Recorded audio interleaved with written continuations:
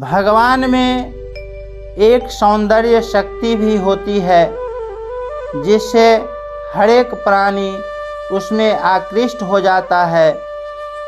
भगवान श्री कृष्ण के सौंदर्य को देखकर मथुरापुर वासिनी स्त्रियां आपस में कहती है, इन भगवान श्री कृष्ण का रूप संपूर्ण सौंदर्य का सार है। सृष्टि मात्र में किसी का भी रूप इनके रूप के समान नहीं है। इनका रूप किसी के संवारने सजाने अथवा गहने कपड़ों से नहीं, प्रत्युत स्वयं सिद्ध है। इस रूप को देखते देखते तृप्ति भी नहीं होती, क्योंकि यह नित्य नवीन ही रहता है।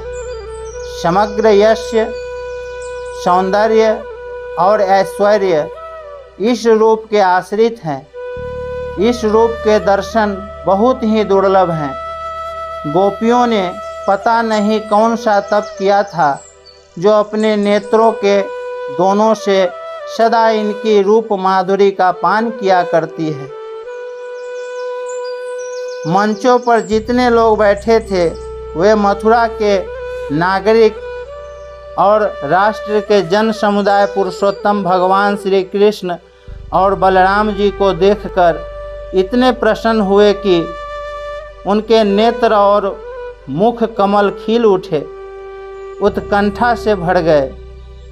वे नेत्रों द्वारा उनकी मुख माधुरी का पान करते करते तृप्त ही नहीं होते थे, मानो वे उन्हें नेत्रों से पी रहे हों, जिह्वा से चाट रहे हों, नासिका से सूंघ रहे हों और भुजाओं से पकड़कर हृदय से सटा रहे हों।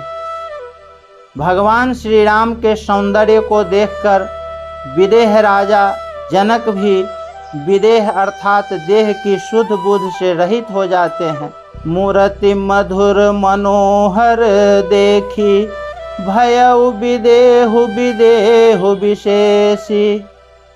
और कहते हैं, सहज विराग रूप मनु मोरा थकित होत जिमि चंद चकोरा। वन में रहने वाले कोल भील भी भगवान के विग्रह को देखकर मुग्ध हो जाते हैं। करहि जोहारु भेंट धरि आगे प्रभु ही बिलो कहीं अति अनुरागे। चित्र लिखे जनु जहाँ तहाँ ठाढ़े पुलक शरीर नयन जल बाढ़े। प्रेमियों की तो बात ही क्या, बैर भाव रखने वाले राक्षस खरदूषण भी भगवान के विग्रह की सुंदरता को देखकर चकित हो जाते हैं और कहते हैं, नाग असुर सुर नर मुनि जेते देखे जीते रहते हम केते। हर भरी जन्म सुनहु सब भाई देखी नहीं ऐसी सुंदरताई। तात्पर्य है कि भगवान के दिव्य सौंदर्य की और प्रेमी विरक्त ज्ञानी मूर्ख वैरी असुर और राक्षस तक सबका मन आकृष्ट हो जाता है। जो मनुष्य भगवान से विमुख रहते हैं उनके सामने भगवान अपनी योग माया में छिपे रहते हैं और साधारण मनुष्य जैसे ही दिखते हैं।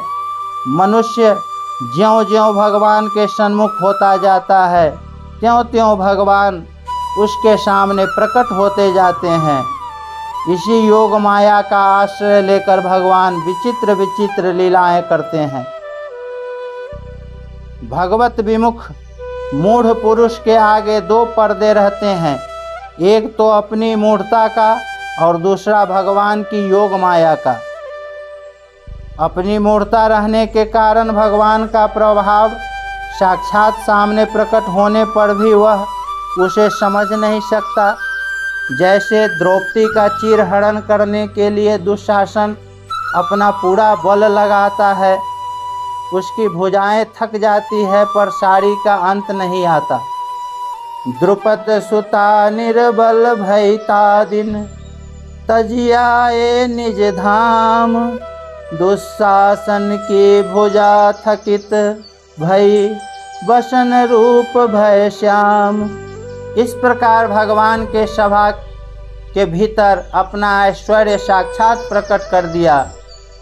इस प्रकार भगवान ने सभा के भीतर अपना ऐश्वर्य साक्षात प्रकट कर दिया, परंतु अपनी मूढ़ता के कारण दुशासन, दुर्योधन, कर्ण आदि पर इस बात का कोई असर नहीं पड़ा कि द्रौपदी के द्वारा भगवान को पुकारने मात्र से कितनी विलक्षणता प्रकट हो गई। एक स्त्री का चीरहरण भी नहीं कर सके तो और क्या कर सकते हैं। इस तरफ उनकी दृष्टि ही नहीं गई। भगवान का प्रभाव सामने देखते हुए भी वे उसे जान नहीं सके।